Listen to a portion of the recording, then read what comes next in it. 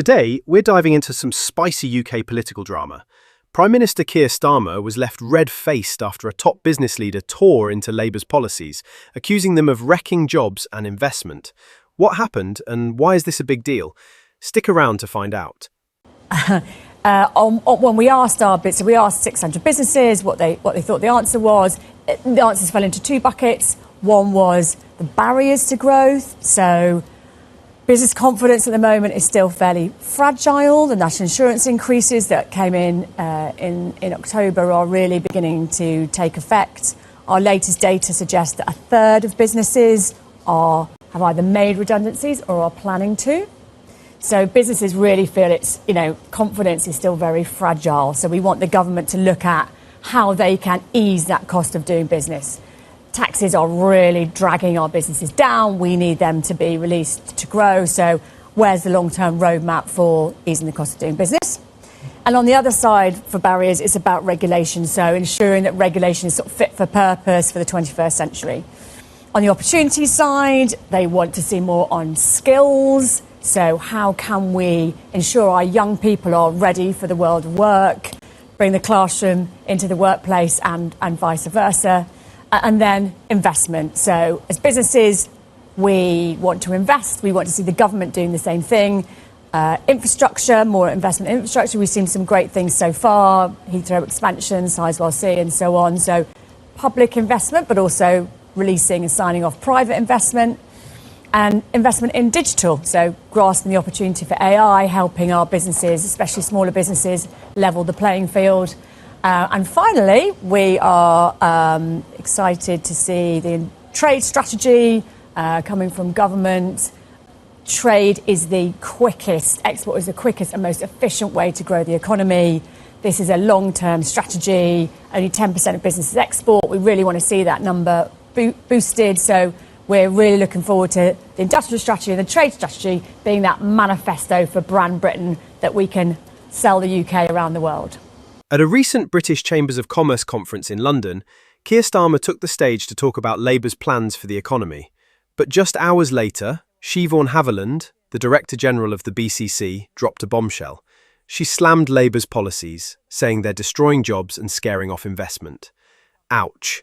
Starmer had just admitted that his government's tax hikes and new employment regulations have been a heavy burden on businesses. And Haviland didn't hold back, warning that the Chancellor cannot pile on more pressure. Our message to government is very clear.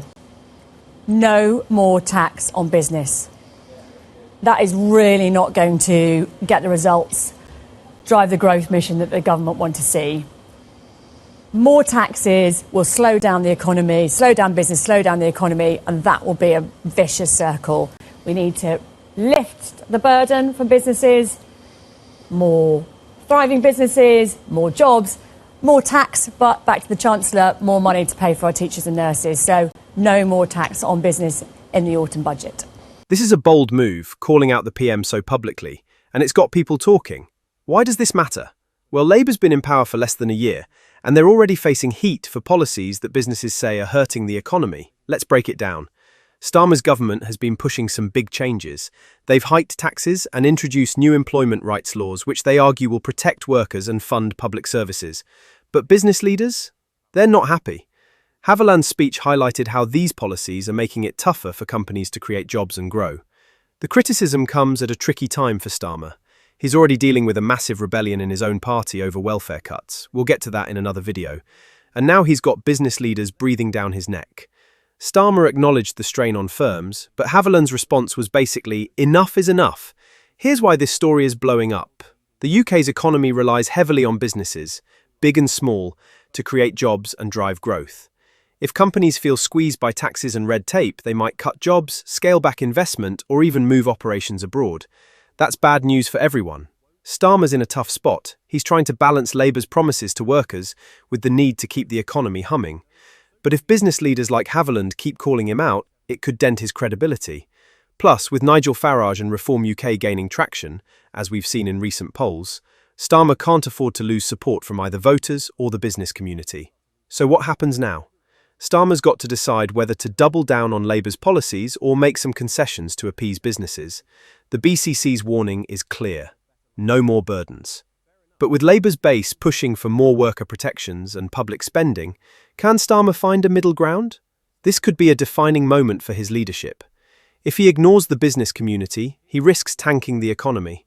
If he caves too much, he might alienate his own party. Either way, the clock's ticking. What do you think? Is Labour's economic plan doomed, or can Starmer turn this around? Drop your thoughts in the comments, hit that like button if you enjoyed this deep dive, and subscribe for more political updates. Don't forget to ring the bell so you never miss a video.